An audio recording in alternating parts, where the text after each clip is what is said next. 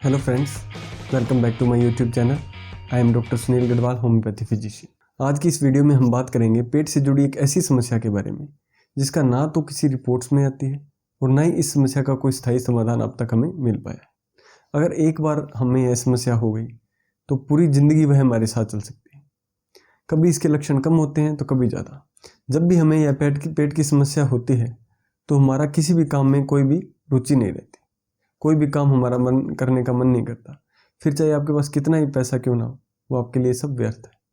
तो आज की वीडियो में हम जिस बीमारी के बारे में डिस्कस करने वाले हैं उसका नाम है IBS, यानी कि इरिटेबल बाउल सिंड्रोम या इन्फ्लेमेटरी बाउल सिंड्रोम।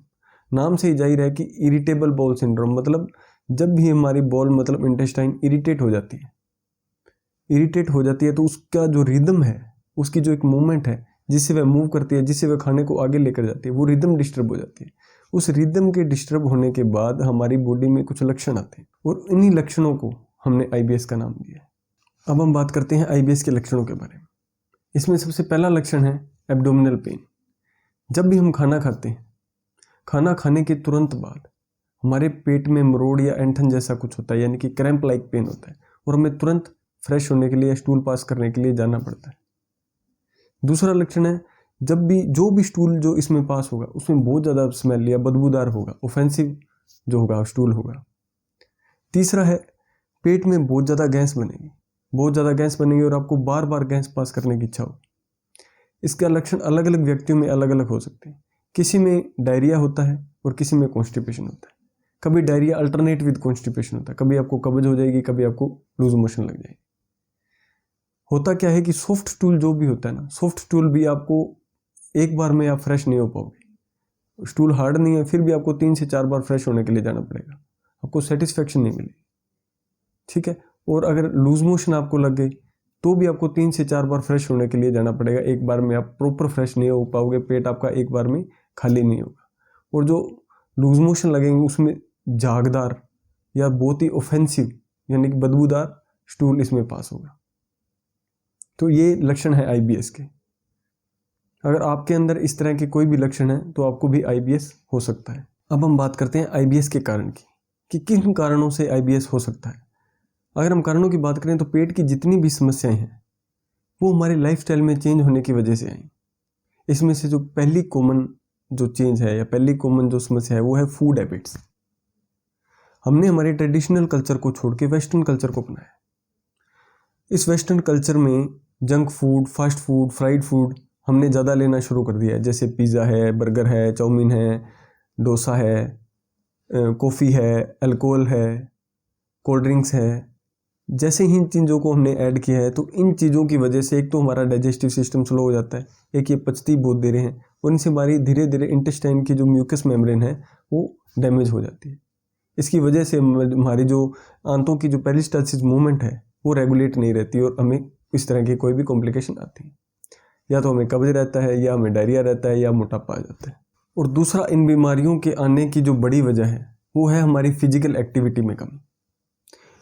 हमारी फिजिकल एक्टिविटी है वो बिल्कुल न के बराबर हो गई है। आज के मॉडर्न समय में जैसे जैसे टेक्नोलॉजी ने ग्रोथ की है वैसे वैसे सारा काम मशीनों से होने लग गया है और हमें पैदल चलना ही नहीं पड़ता, हमें कोई फिजिकल एक्टिविटी करनी ही नहीं पड़ती। और इस वजह से हमारी जो आंतों की जो मूवमेंट है, हमारी मूवमेंट जिस तरह से कम हुई है, फिजिकल एक्टिविटी कम हुई है, उसी तरह हमारे आंतों की जो मूवमेंट है वो भी रेगुलेट नहीं रही, वो भी डिस्टर्ब हो गई। पहला कारण है इसमें फूड और दूसरा है फिजिकल एक्टिविटी। और तीसरा सबसे बड़ा कारण है वो है स्ट्रेस। IBS एक साइकोसोमेटिक डिजीज है, यानी कि मनोशारीरिक बीमारी है। डॉक्टर ये मानते हैं कि इसका ओरिजिन माइंड से ही होता है। ज़्यादा कारण इसका बड़ा है मेंटल लेवल पे स्ट्रेस। तो इसका ओरिजिन हमारे माइंड से होता है, स्ट्रेस से होता है। आज हर व्यक्ति के अंदर, हर व्यक्ति चाहे घर है, परिवार है, बिजनेस है, हर किसी को बहुत ज़्यादा स्ट्रेस है। सारा दिन अपने बिजनेस के बारे में, काम के बारे में, पैसे के बारे में, फैमिली के बारे में इंसान ज़्यादा सोचता रहता है हर टाइम। और इस भागदौड़ भरी जिंदगी के अंदर इंसान को खुद के बॉडी पे ध्यान देने का टाइम ही नहीं मिलता। ना तो वो खाना टाइम पे खा सकता है और न ही वह प्रॉपर नींद ले सकता है।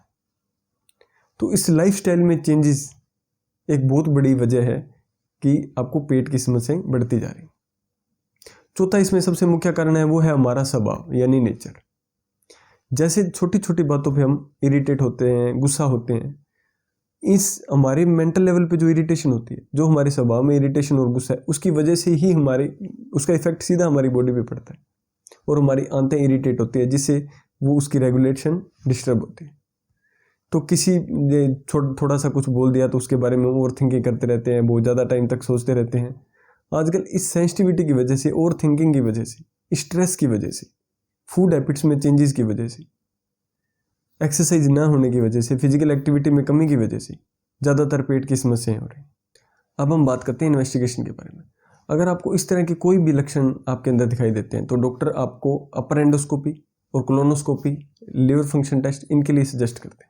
एक लैक्टोज टॉलरेंस टेस्ट होता है, वो भी करवाया जाता है इसमें, इसके लिए सजेस्ट करते हैं, क्योंकि इसके लक्षण कई बीमारियों से जैसे अल्सरेटिव कोलाइटिस से काफ़ी मिलते जुलते होते हैं। IBS के अंदर होता क्या है कि रिपोर्ट्स के अंदर कुछ भी नहीं होता, क्योंकि ना तो इसकी कोई पर्टिकुलर रिपोर्ट्स है जिससे ये पता लगाया जा सके कि ये IBS ही है। सिर्फ लक्षण के आधार पे ही हम इसका डायग्नोसिस करते हैं कि इरिटेबल बाउल सिंड्रोम है। रिपोर्ट्स में कुछ भी चेंजेस नहीं आते।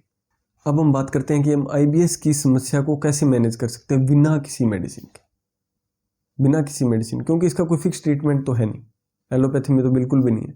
आप लैक्सेटिव आपको लेनी पड़ेगी, आप बिल्कुल फ्रेश हो जाओगे, कोई दिक्कत नहीं है, बट जब तक आप ले रहे हो तब तक आप ठीक हो। जिस दिन आप नहीं लोगे तो आपको वही पेट की समस्या, आप फ्रेश नहीं होगे, पूरा दिन आपका मूड अपसेट रहेगा, वही सारे सिम्टम आ जाएंगे। तो किस तरह की टिप्स हैं, 5 या 7 टिप्स मैं बताने वाला हूँ, आप उनको ध्यान दो। लाइफस्टाइल के अंदर चेंजेस की वजह से ही IBS आपके अंदर आया है, तो वही चेंज आपको कुछ चेंजेस करने पड़ेंगे, जिसके बाद वो सिम्टम हमारी बॉडी से चले जाएंगे। इसमें पहला क्या है, पहला है वर्कआउट या फिजिकल एक्टिविटी। फिजिकल एक्टिविटी बहुत ही ज़्यादा ज़रूरी है। अगर आप फिजिकल एक्टिविटी नहीं करेंगे तो आप कोई मेडिसिन ले लो, आप पे कोई फ़र्क नहीं पड़ेगा, उससे कोई असर नहीं होगा, क्योंकि फिजिकल एक्टिविटी ही हमारी आंतों के मूवमेंट को रेगुलेट कर सकती है। इसमें चाहे आप होम वर्कआउट करो, चाहे योगा करो। योगा में प्राणायाम यानी कि ब्रीदिंग एक्सरसाइज बहुत ज़रूरी है। दूसरा है इसमें relaxing exercise. Relaxing exercise means आप योगा कर सकते हैं, आप मेडिटेशन कर सकते हैं, म्यूज़िक सुन सकते हैं। म्यूज़िक से क्या है, हमारा माइंड शांत रहेगा। अगर हमारा माइंड शांत होगा, माइंड इरिटेट नहीं होगा, तो हमारी इंटेस्टाइन भी इरिटेट नहीं होगी। इसलिए अगर आप इंटेस्टाइन को रेगुलेट करना चाहते हैं तो कम से कम अपने माइंड को शांत रखिए, और माइंड को शांत रखने के लिए म्यूज़िक सुने, ध्यान करें यानी कि मेडिटेशन करें, कम से कम 15-20 मिनट जरूर। नेक्स्ट है, सुबह उठते ही जितना हो सके गुनगुना पानी पिए, जितना आप पी सकते हैं, और पूरे दिन में भी ज़्यादा से ज़्यादा पानी पिए। जिसको पेट की समस्या है, कब्ज है, डायरिया है, मोटापा है, तो आपको ज़्यादा से ज़्यादा पानी पीना चाहिए। जितना ज़्यादा आप पानी पिएंगे उतने ही वेस्ट प्रोडक्ट हमारी बॉडी से निकलते रहेंगे, और हमारा जो डाइजेस्टिव सिस्टम है वो बहुत बढ़िया रहेगा, एब्जॉर्प्शन पावर बढ़ेगी, उसकी मेटाबॉलिज्म इंप्रूव होगा। नेक्स्ट है, आपको जब भी खाना है तो भूख लगने पर ही खाना खाना है। अगर आपको भूख नहीं है तो आपको नहीं खाना है, और जब आपको भूख लगी हुई है उस टाइम उस मील को स्किप नहीं करना है। ऐसा नहीं है कि आपको 1 बजे भूख लगी है तो आप 5 बजे खा रहे हैं, 4 बजे खा रहे हैं। तो इस डिस्टर्बेंस की वजह से ही हमारा सारी बॉडी का जो मेटाबॉलिज्म है वो डिस्टर्ब होता है। इसलिए भूख लगने पर ही खाएं, और एक बार में, कम से कम एक बार में ज़्यादा ना खाएं, थोड़ा थोड़ा खाना थोड़ी थोड़ी देर बाद में खाएं, ताकि आराम से पच पाए। नेक्स्ट है प्रॉपर स्लीप।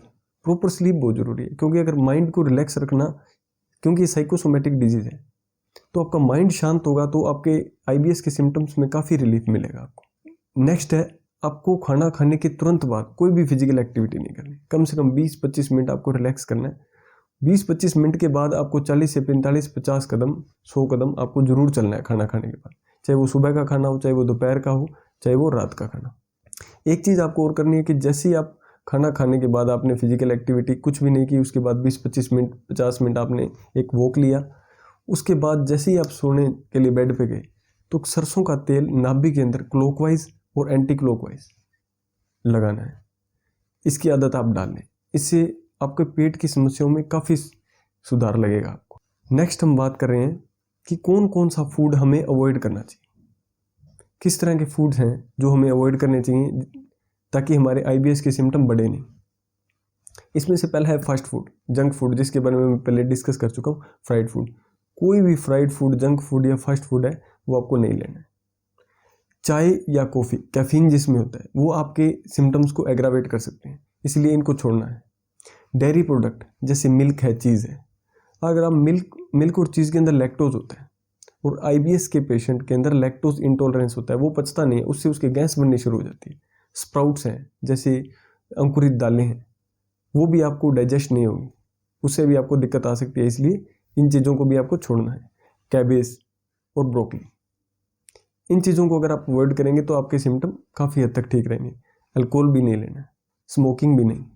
ओके, नेक्स्ट है किस तरह का फूड आपको लेना है जो आपके लिए अच्छा रहेगा, जो आपका मेटाबॉलिज्म को इम्प्रूव करेगा। उसमें से एक है रिच फाइबर, फ्रूट्स और सैलेड्स जिसके अंदर फाइबर ज़्यादा हो, वो खाने हैं आपको।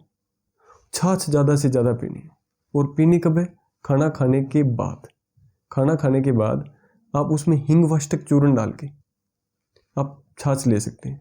छाछ लेने से भी आपका मेटाबॉलिज्म बढ़िया रहेगा, इम्प्रूव रहेगा। अगर आप हींग वाष्टक चूर्ण नहीं डालना चाहते या आपके पास नहीं है, आपको नहीं मिला है, तो आप उसमें हींग, अजवाइन, जीरा पाउडर, धनिया पाउडर, सेंधा नमक, इनको मिक्स करके एक पाउडर बनाइए और उसका आधा चम्मच छाछ में डाल के लीजिए खाना खाने के बाद। इससे आपको सिम्टमेटिक बहुत इंप्रूवमेंट मिलेगा। ये तो होगी मैनेजमेंट कि इन चीज़ों का अगर आप ध्यान रखेंगे तो आपके सिम्टम्स में काफ़ी इंप्रूवमेंट आपको लगेगा।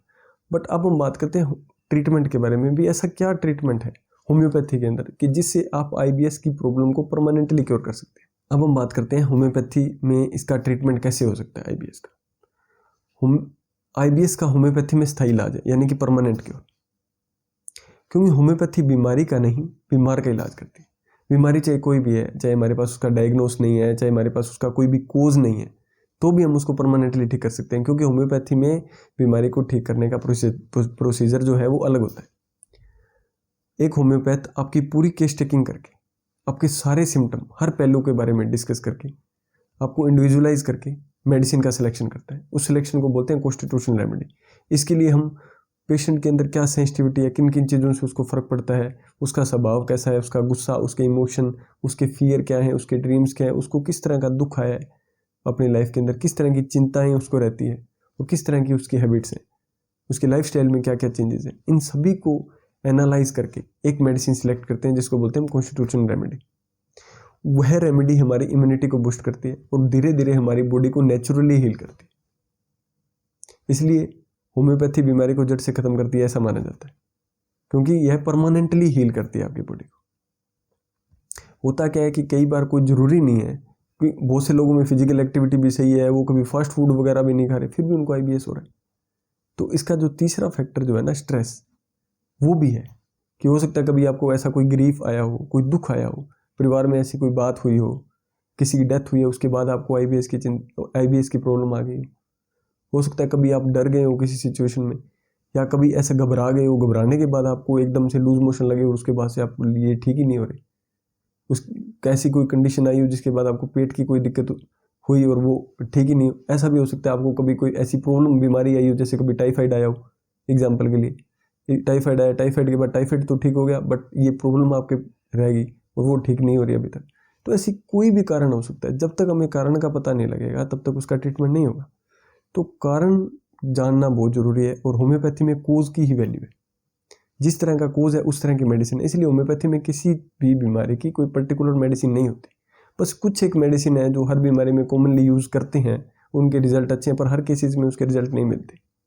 जैसे आईबीएस के लिए पर्टिकुलरली 5-7 मेडिसिन है जो बहुत ज़्यादा यूज़ में आती हैं, जैसे नेक्सोमिका, बहुत अच्छे रिजल्ट है नेक्सोमिका के, और फ्रिक्वेंटली डॉक्टर्स यूज़ करते हैं, और वीडियोस में भी, ऑनलाइन यूट्यूब पे भी आपको बहुत जगह नेक्सोमिका के बारे में बताएंगे कि पेट की बहुत अच्छी रेमेडी है। सिम्टोमेटिक रिलीफ देगी आपको, no doubt, but permanent cure इससे भी नहीं होगा। परमानेंट क्योर अगर आपको करना है तो कॉन्स्टिट्यूशनल रेमेडी से ही होगा। जैसे पोडोफाइलम है, अर्जेंटम नाइट्रिकम है, कोलोसिंथ है, एसाफोटिडा है, बहुत ज़्यादा गैस बन रही है तो वैसे एसाफोटिडा यूज़ कर सकते हैं।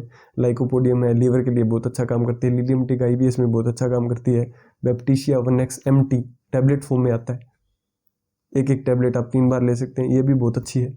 बायोकेमिक 9, डाइसेंट्री की दिक्कत है आपको, बायो कॉम्बिनेशन है, डायरिया है, तो आपको सिम्टोमेटिक रिलीफ देगी। बट अगर आप परमानेंट क्योर के लिए ढूंढ रहे हैं तो होम्योपैथी फिजिशियन की सलाह से ही आपको ट्रीटमेंट लेना चाहिए। अगर आपको ये वीडियो इन्फॉर्मेटिव लगी है तो आप इस वीडियो को लाइक ज़रूर करिए, वीडियो को शेयर करिए, चैनल को सब्सक्राइब करिए और बेल आइकन को प्रेस करिए, ताकि आने वाली वीडियो के लेटेस्ट जो नोटिफिकेशन है आप तक आते रहें। आपको किसी भी तरह की कोई भी क्वेरी है तो आप मुझे कमेंट सेक्शन में पूछ सकते हैं, या नीचे नंबर जो है व्हाट्सएप नंबर है मेरा, उसमें आप टेक्स्ट करके मुझसे पूछ सकते हैं। मिलते हैं फिर किसी और दिन किसी नई वीडियो में किसी नई टॉपिक के साथ। Thank you so much for watching my video.